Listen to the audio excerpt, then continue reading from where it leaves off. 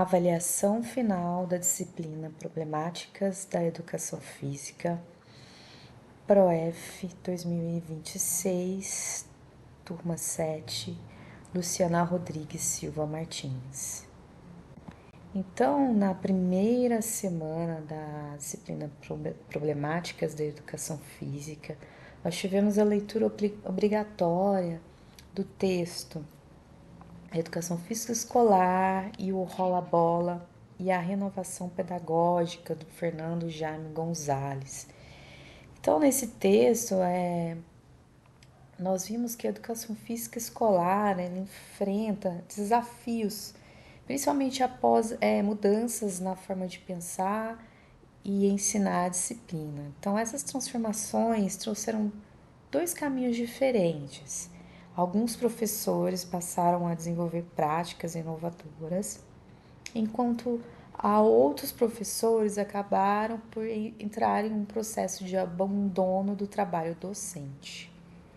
Então, muitos professores mais antigos tiveram uma dificuldade ali de acompanhar essas mudanças, porque as propostas renovadoras, elas criticam bastante aquele modelo tradicional de educação física,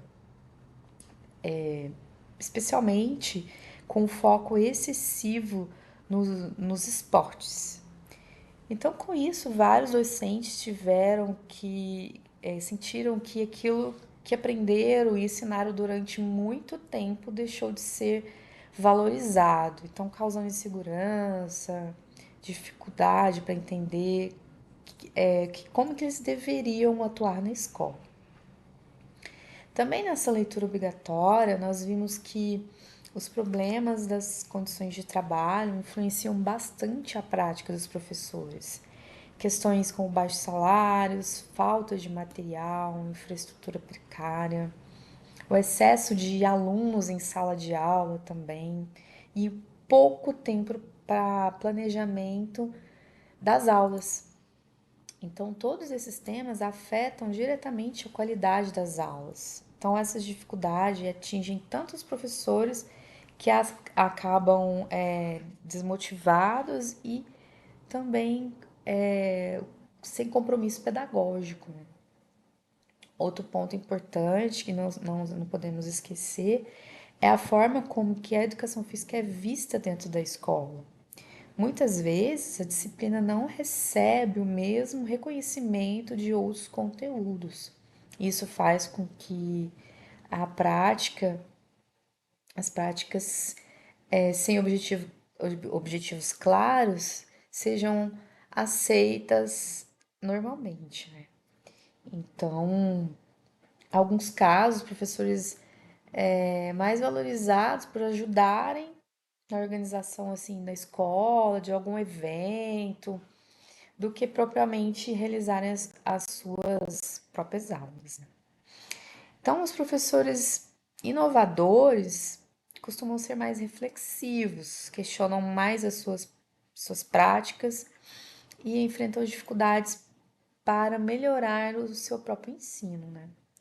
Já os professores em situação de abandono geralmente acreditam que não vale a pena se esforçar, seja pela falta de reconhecimento, pelas dificuldades da escola ou por resistência mesmo dos alunos, que quando você pensa em mudar alguma coisa que já está ali na rotina há muito tempo, os alunos te questionam, os alunos eles querem se manter ali naquela prática só dos principais esportes com bola. Né?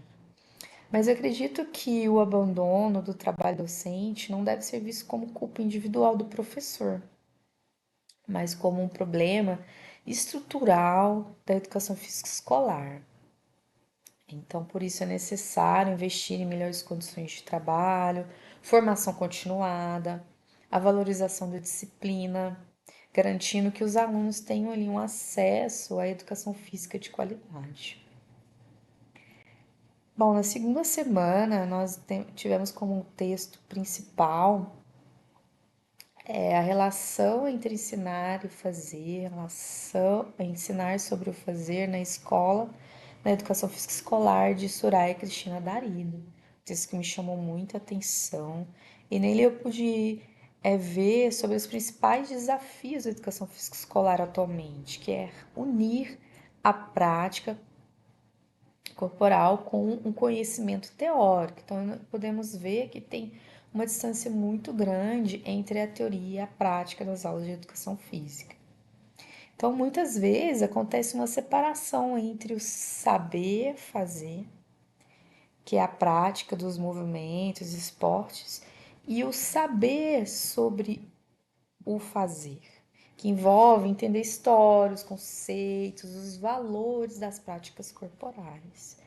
Então, alguns professores trabalham a teoria apenas dentro da sala de aula. Quando vão para a quadra, acabam voltando as suas práticas para as práticas tradicionais, como apenas jogos com bola, sem intervenção pedagógica mais planejada, que é o rola-bola, né? Rola-bola e deixa os alunos se desenrolarem ali.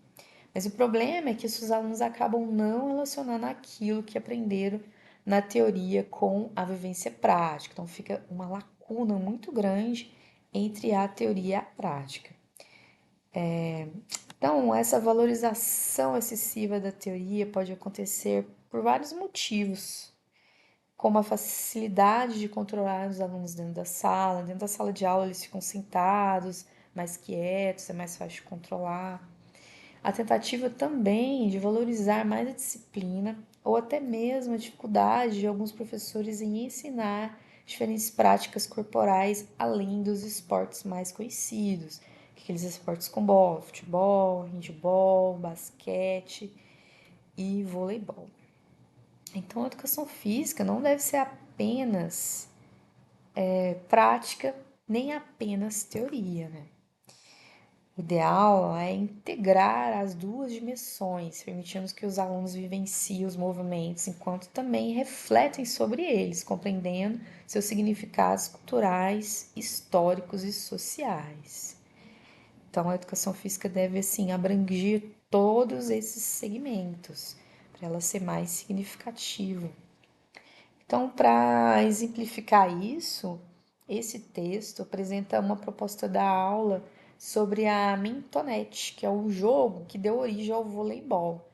Então, nessa atividade, os alunos aprendem sobre a história do esporte e, ao mesmo tempo, em que praticam as suas regras antigas, relacionando assim a teoria com a prática de forma bem integrada. Então, a prática ela passa a ter um sentido significado e aí faz uma ligação significativa da teoria com a prática. Então, a educação física, ela está passando por um processo de renovação que é fundamental para investir na formação de professores, para que consigam desenvolver aulas mais completas, conectando o fazer com o aprender sobre o fazer. Bom, na semana 3, o texto principal, que é Educação Física como um componente curricular da Educação Física Básica, Aspectos Legais, de Fernanda Moreto, Soraya Darido, foi visto a grande quantidade de alunos dispensados nas aulas de Educação Física, principalmente no ensino médio. Então, mesmo a nossa disciplina sendo uma disciplina obrigatória, muitos estudantes acabam não participando das aulas por diferentes motivos. Um dos principais fatores é que em muitas escolas de educação física acontece fora do horário normal das outras disciplinas. Então, é desenvolvida uma educação física contra turno. Isso dificulta bastante a participação dos alunos, principalmente daqueles que trabalham, dependem de ônibus, têm outras atividades no contraturno. Eles ficam possibilitados de participar da aula de educação física. Então, as pesquisas citadas no texto, elas mostram que muitos alunos participam das aulas se elas acontecem no mesmo período das demais matérias. Então, a tendência desse aluno é ficar quando a educação física acontece ali no turno que ele estuda realmente. E outro ponto importante é a cultura das dispensas. Em várias escolas, conseguir dispensa em educação física acaba sendo muito fácil do que em outras disciplinas, o que reforça a ideia equivocada de que ela é menos importante.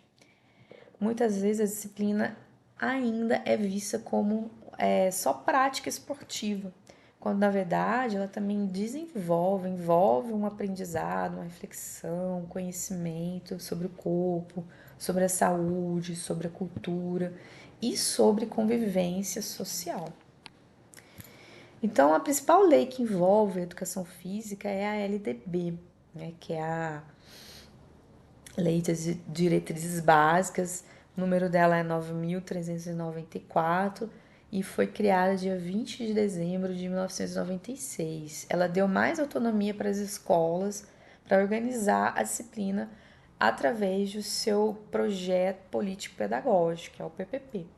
Porém, muitas escolas elas reduziram o número de aulas, principalmente no ensino noturno. A Lei 10.793, de 1º de dezembro de 2003, que tornou a educação física obrigatória na educação básica, mas permitiu a dispensa de alguns alunos, como os alunos que trabalhavam, os alunos maiores de 30 anos, militares ou com filhos. Então, essa lei trata a educação física como se ela fosse apenas uma atividade física prática, tirando ali a importância da educação física com todas essas possibilidades de dispensa. Existe também o decreto-lei número 1044, de 21 de outubro de 96, de 69, que garante as atividades domiciliares para alunos com problemas de saúde que impeçam a frequência escolar. Além disso, a resolução número 1 de janeiro de 2004 do Estado de São Paulo definiu que as aulas devem ser ministradas por professores apenas formados na área. E é porque antigamente as aulas de educação física poderiam ser ministradas por qualquer pessoa interessada, né? Então, as dispensas e as faltas das aulas, principalmente no ensino noturno, prejudica muito o acesso dos alunos a conhecimentos da educação física, reforçando a necessidade de valorização da disciplina na escola. Então, esse caso de dispensa dos alunos noturnos é um caso muito complicado aí que a gente acredita que tem que ser revisto. Semana 4, o texto principal fala sobre o afastamento e a indisciplina dos alunos nas aulas de educação física escolar. E nós vimos aí a importância da educação física escolar trabalhar com diferentes práticas corporais e não apenas com os esportes tradicionais, como futebol, vôlei, basquete. Então, o texto ele destaca que conteúdos como danças, lutas, jogos, práticas corporais de aventura também devem fazer parte das aulas, porque esses conteúdos eles ajudam a ampliar as experiências dos alunos e tornam as aulas mais interessantes e participativas. Às vezes no começo pode ter uma linha de resistência, porque os alunos estão muito acostumados a trabalhar esportes com bola. Mas depois, ao longo do tempo, eles vão vendo que esses outros conteúdos também são interessantes. Então, as práticas costumam ter melhores resultados quando os professores levam em considerações os interesses, os conhecimentos, as vivências que os jovens já possuem. Ou seja, quando os alunos conseguem se identificar com os conteúdos trabalhados, eles tendem a participar mais das aulas e se envolver melhor no processo de aprendizagem, no processo total de aprendizagem. Então aqui eu coloquei até um exemplo prático meu, que eu ministrei aulas de esportes adaptados para uma turma do 6º ano, com aulas de goalball e vôlei sentado. Tive uma resposta muito boa dos alunos, que se interessaram muito pelo conteúdo. E foi tão interessante e significativo que eu tive um apoio da escola que concordou em adquirir 2 bolas aí de goalball para continuar ministrando esse conteúdo aí na escola. Outro ponto importante é que quando as propostas curriculares, a metodologia ou até mesmo a postura do professor não dialogam com a realidade do aluno, aumentam as chances de indisciplina, de desinteresse, de afastamento das aulas de educação física. Então, a educação física escolar, ela enfrenta desafios como a disciplina, afastamento de alunos e a necessidade de integrar a teoria com a prática. A indisciplina, muitas das vezes, está ligada à falta de compreensão de regras, de princípios, sendo essencial que o professor trabalhe com a conscientização dos alunos. Então é sempre bom uma roda de conversa no final da aula ou no começo, tá sempre colocando esses alunos para refletirem, para tirar isso de ideia que a educação física é apenas uma aula prática de esportes com bola. Já o afastamento e a desmotivação podem ser reduzidos com aulas mais diversificadas, inclusivas e cooperativas, que valorizem tanto a participação quanto o desenvolvimento de valores sociais e aprendizagens significativas. Então, a formação de valores e atitudes não acontecem de forma imediata. É um processo contínuo que depende da participação da escola, dos professores, da família e também da sociedade, né, como um todo. Então, a educação física também tem um papel importante na formação humana dos alunos.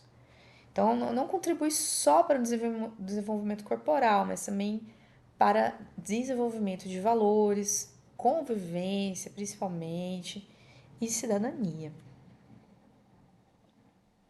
Semana 5, nós falamos, quando falamos sobre o tratamento do esporte na educação física escolar, problemas que foram construídos ao longo da educação física, que ainda aparecem na prática atual. Então, primeiro, o esporte muitas das vezes foi usado na escola de forma muito limitada, muito simples, como uma simples prática do jogar ou treinar técnicas, sem uma reflexão mais profunda. Em certos períodos, ele chegou até ser usado como foco de rendimento de competição, quase como um treinamento esportivo dentro da escola. Isso acabou aproximando a educação física de uma lógica de seleção de talentos, o que não é o objetivo da educação física escolar. Esse momento de esportivização da educação física escolar foi tão pesado que é muito enraizado até hoje. Isso é muito difícil de desconstruir. Vai ser uma ação difícil de desconstruir essa ideia de esportivização. Então a ideia é: a escola não deve trabalhar o esporte na escola, que é uma visão reducionista do modelo competitivo e excludente. Mas devemos trabalhar o esporte da escola, ou seja, um esporte adaptado ao contexto educativo que tenha um sentido pedagógico e contribua para a formação dos alunos. Então, outro ponto é a falta de diversidade das aulas. Muitas vezes o ensino fica restrito a poucas modalidades. Você vê ali de professores trabalhando só futebol, basquete, às vezes um handball, às vezes um vôlei, mas muito futebol, futebol, futebol. Então, só isso repetindo ao longo dos anos. Isso limita o contato dos estudantes com outras práticas corporais e reduzem a possibilidade de aprendizado e de uma vivência da cultura corporal. Então, a função da educação física não é selecionar os mais habilidosos ou formar atletas. Pelo contrário, é garantir que todos os alunos tenham acesso ao conhecimento, pratiquem as aulas e possam aprender independentemente do nível de habilidade. O nível de habilidade técnica na educação física não é importante. Então, o ensino do esporte na escola precisa ser muito repensado. Ele deve ser mais inclusivo, mais variado, mais significativo, contribuindo de fato para a formação crítica, flexiva e ampla dos estudantes. Na semana 6, a semana foi discutida o tema gêneros, relação de gênero da educação física escolar, que é um tema muito emergente, muito importante também para a gente trabalhar na educação física escolar. Esse tema mostra a diferença entre os meninos e as meninas, como essas diferenças influenciam na participação das aulas e como essas diferenças são construídas socialmente. E em muitas escolas ainda é comum a separação de turmas de meninos e meninas, geralmente justificada por argumentos biológicos. É aquela ideia, né? Como aquela ideia de que os meninos terem mais forças, mais habilidades físicas após a puberdade, as meninas são mais fracas, mais delicadas. Mas, no entanto, temos que questionar essa explicação, que realmente ela é muito limitada, porque ela considera o fato das diferenças dos sexos são apenas biológico, mas o resultado temos fatores sociais e culturais. Então, desde a infância, meninos e meninas recebem estímulos diferentes. Meninos costumam ser incentivados para a prática de esporte, correr, competir, enquanto as meninas, muitas vezes, são direcionadas a atividades mais tranquilas, menos competitivas, mais quietinhas ali.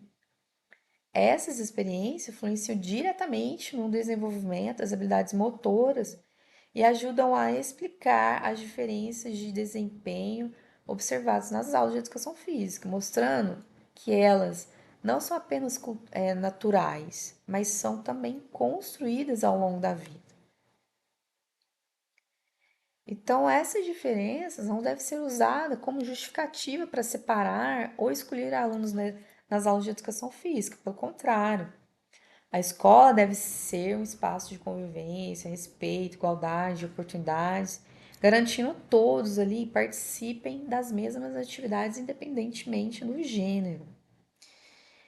Então, esse texto visto aí na semana 6, ele também aprofunda na discussão ao tratar da construção das masculinidades.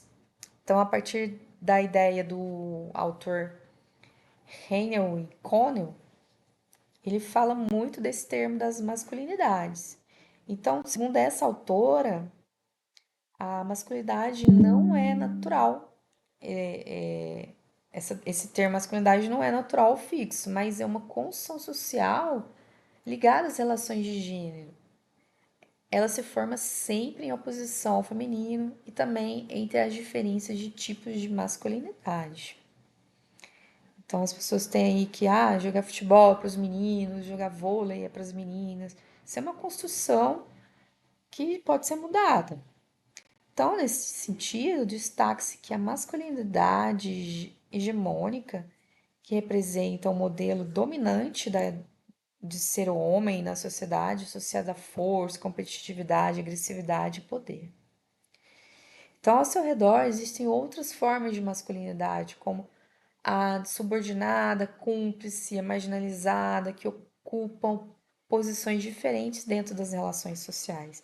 Então, isso é muito sério. Ela não vem só ligada ao biológico, ela vem ligada também a uma subordinação da feminilidade e uma supervalorização da masculinidade.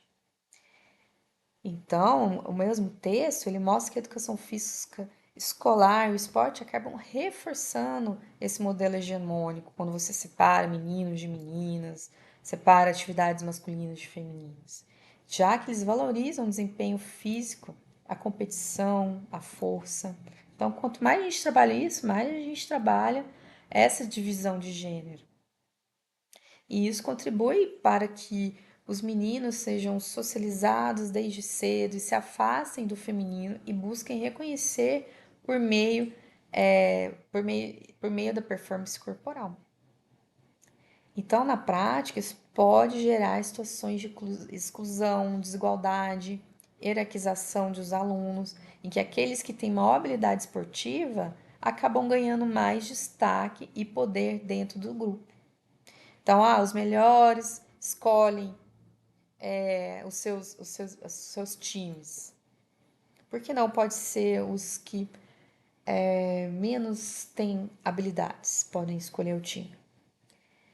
Então, assim, a educação física pode acabar produzindo desigualdade de gênero, já que essas desigualdades já existem, já estão enraizadas na sociedade. Então, a educação escolar, ela deve ir além da competição do rendimento físico.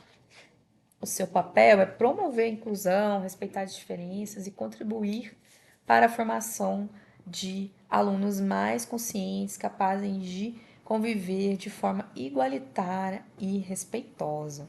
Tá? Então, misturar, fazer times mistos, é uma, já é um começo ali para desmistificar essas questões de gênero. E fechando aqui com a semana 7, tivemos um texto de Paulo Freire. E quando a gente pensa nas ideias de Paulo Freire aplicada à educação escolar, a principal mudança é entender a aula como um espaço de diálogo e construção conjunta e não apenas transmissão de conteúdo. Ou seja, o professor não é só quem manda fazer e o aluno não é só quem executa os movimentos. Então, nas aulas de educação física, isso significa que a prática corporal, como jogos, esportes, brincadeiras, precisa estar ligadas a uma reflexão. Não basta apenas jogar futebol ou fazer exercícios. É importante também entender o porquê dessas práticas, as suas regras, os seus sentidos e como elas se relacionam com a cultura e com a vida dos alunos. Paulo Freire também reforça a ideia de que os alunos devem ser sujeitos do seu próprio aprendizado. Então, por exemplo, na educação física, isso acontece quando os estudantes participam ativamente, trazem suas experiências, ajudam a construir as atividades e entendem que fazem parte do processo de aprendizagem. Eu também gosto muito de trabalhar em aulas abertas, que os alunos contribuem para ativamente para a construção das aulas. Então, outro ponto importante é a cooperação e a inclusão. Em vez de uma aula competitiva que exclui, que tem mais dificuldade, a proposta do Paulo Freire é valorizar o trabalho em grupo, respeito às diferenças e a participação de todos, para que ninguém fique de fora. Todo mundo praticando ali, participando do seu jeito. Então, por fim, todas essas discussões, essas problemáticas da educação física mostram que a educação física escolar vai muito além da prática esportiva e do desenvolvimento físico. Ela também possui um papel na formação crítica, humana e social dos alunos, contribuindo para valores como inclusão, respeito, cooperação, reflexão e cidadania. Então, assim, cabe ao professor construir aulas mais significativas, participativas e conectadas com a realidade dos estudantes. E isso vai garantir uma educação física mais democrática e transformadora.